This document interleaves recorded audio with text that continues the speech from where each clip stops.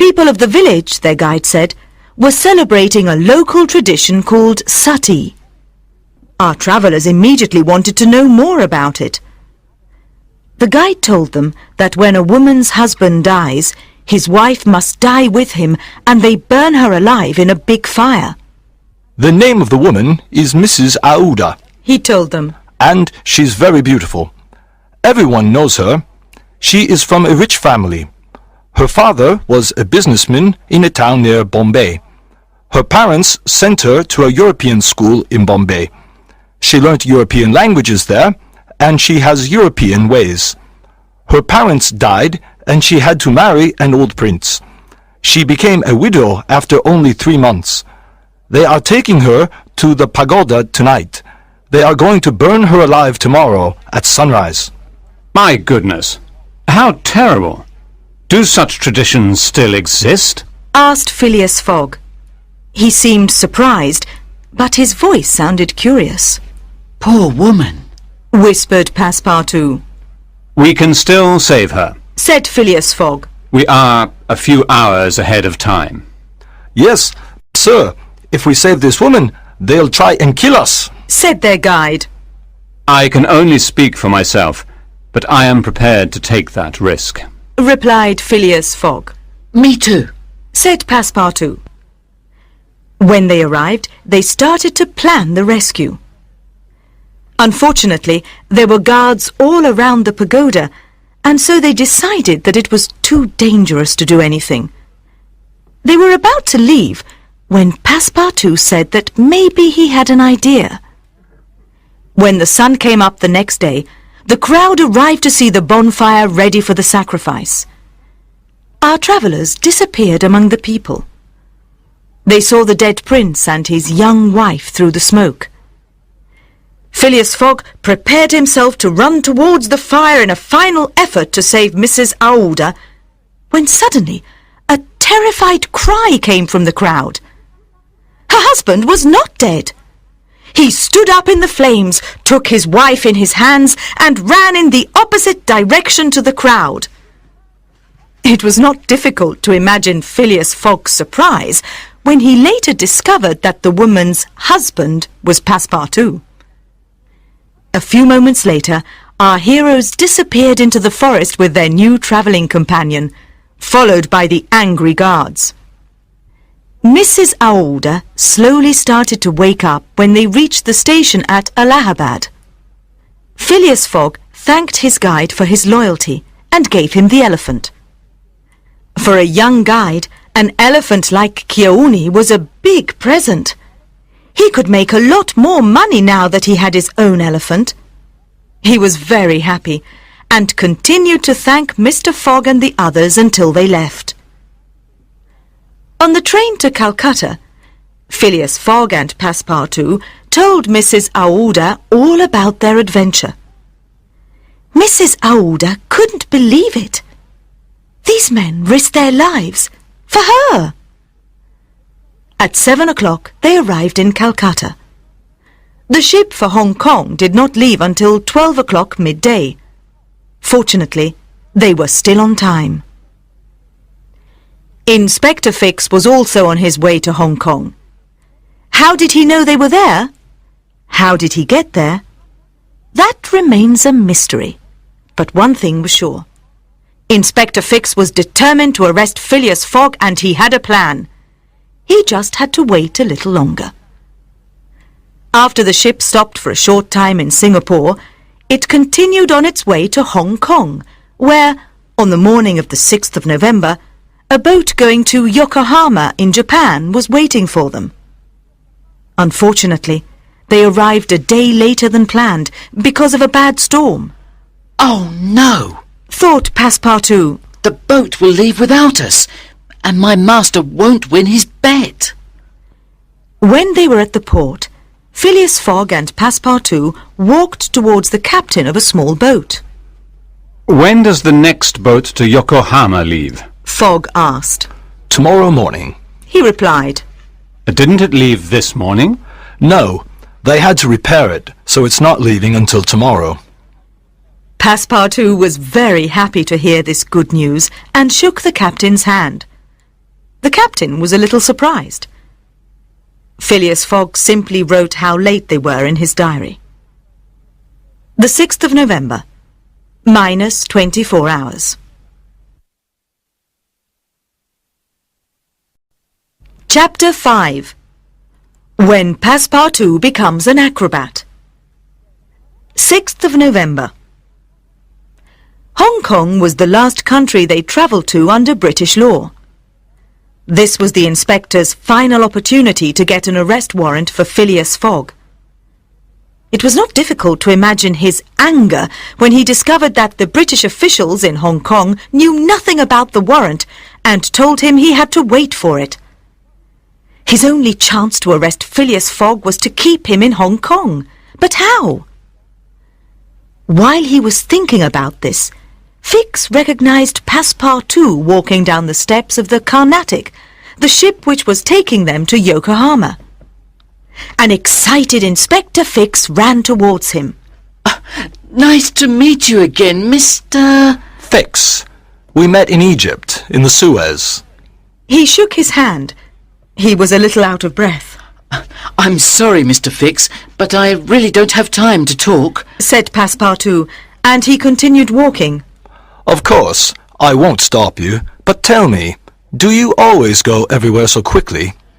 I need to go back to the hotel to tell my master that the Carnatic isn't leaving tomorrow morning. The repairs are complete, and the ship is going to leave tonight. Oh, I understand. But let me walk with you on the way to your hotel, said Inspector Fix. The two men talked about Hong Kong and their journey. Suddenly, Fix had an idea. Maybe I can stop Passepartout from telling Phileas Fogg about the ship, and then the ship will leave without him. He thought to himself. It's still early. Inspector Fix began. Why don't we have a drink, Monsieur Passepartout? I know a nice place near the hotel. I'm sure we can stop for a drink. It's difficult to find a good friend to talk to after such a long journey away from home. Well, just one drink, said Passepartout, who was enjoying his conversation with Inspector Fix. When they were inside the bar, the detective's plan was complete. He ordered the drinks and asked the barman to make a very strong drink for Passepartout. Less than an hour later, Passepartout was drunk and fell asleep at the table. Ah, Phileas Fogg will never know about the ship now, he said to himself. And now, Mr. Fogg, I just need to wait until I have the warrant for your arrest, and it won't be long now, you can be certain of that. The next day, when Phileas Fogg woke up, he was a little surprised to see that Passepartout was not there. He packed the suitcases himself and paid the hotel bill. Then he went straight to the port with Mrs. Aouda. But Passepartout was not there. How strange, thought Phileas Fogg. But he showed no surprise to find that the Carnatic was not at the port.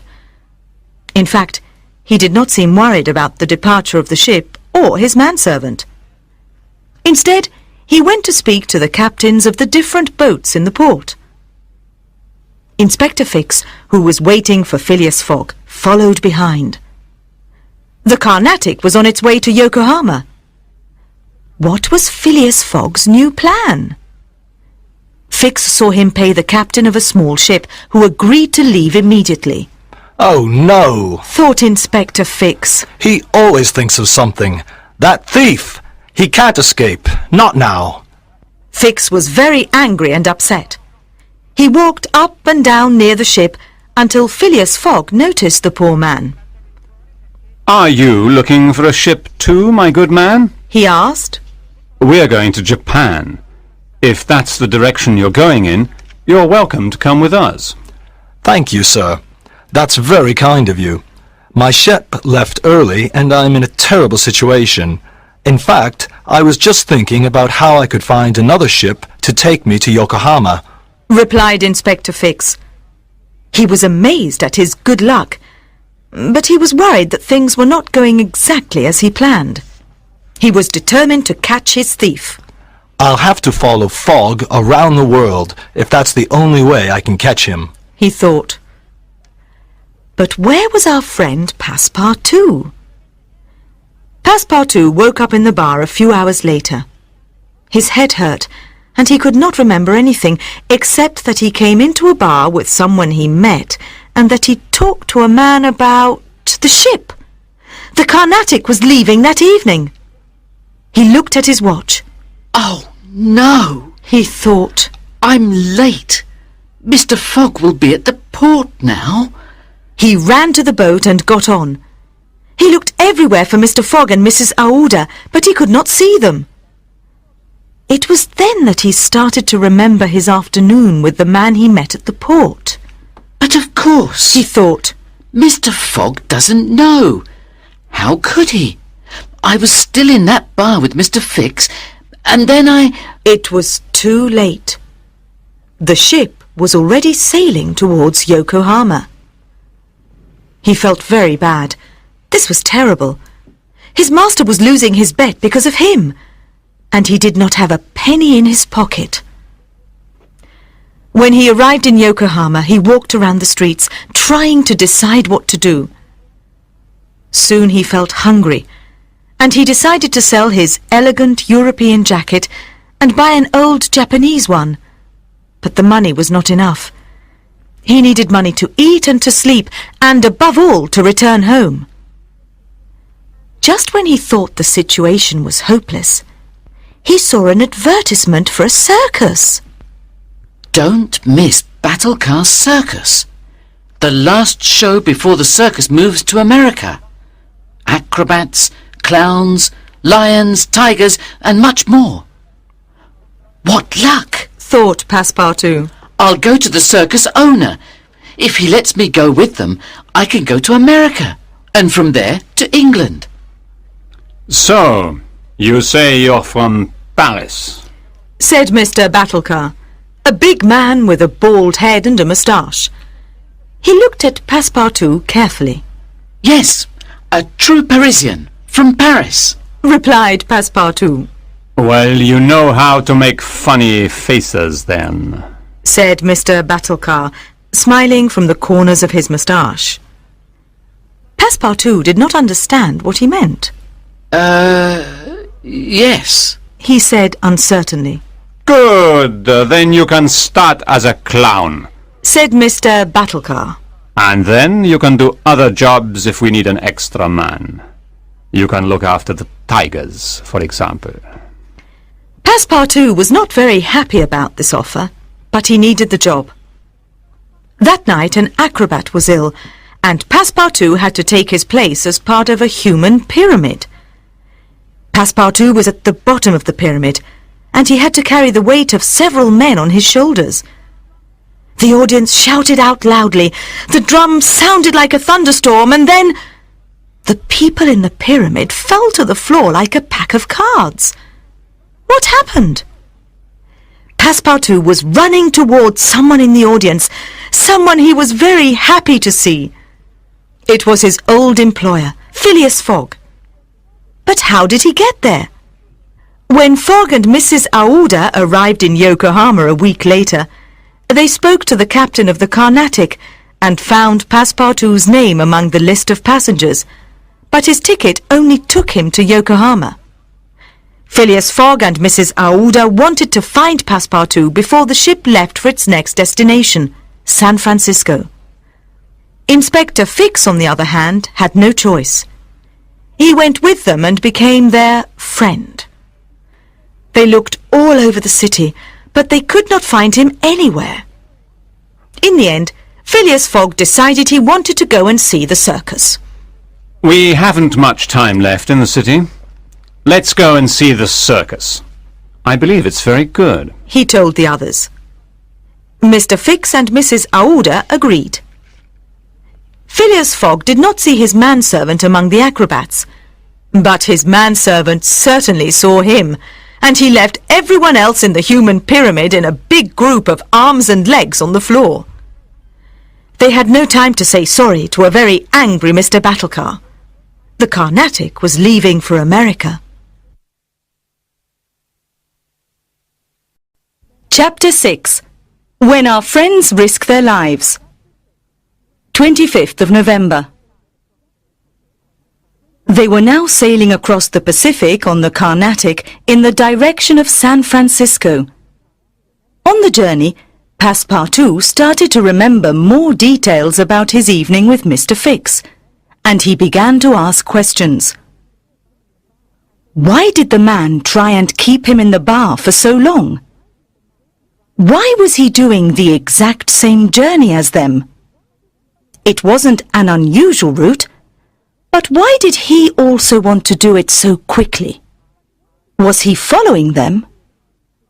I'm going for a walk. I believe Mrs. Aouda will join me. I'll see you in the morning at 7:15, said Phileas Fogg, interrupting his manservant's thoughts. His master certainly did not look worried, and Passepartout decided that he had to think about just one thing. His master had to win his bet. In the next few days, it became clear that Mrs. Aouda was very close to Phileas Fogg.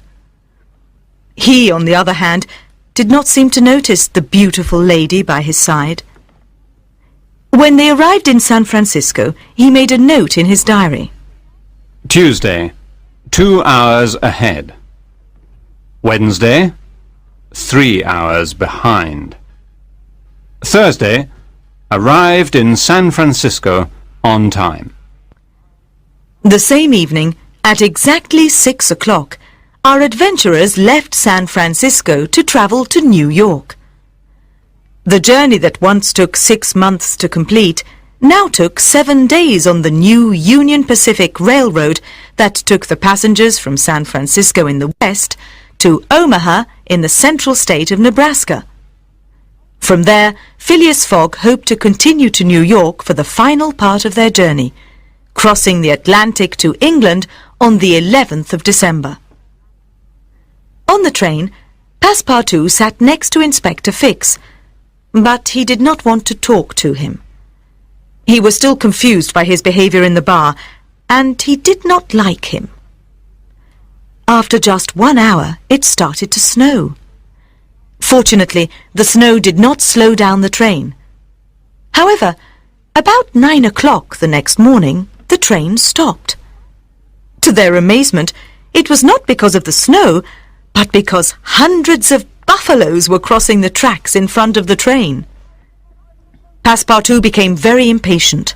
I can't believe this! He shouted. This country has a modern railway, and the train must stop for a group of animals! The train driver told them he had no choice.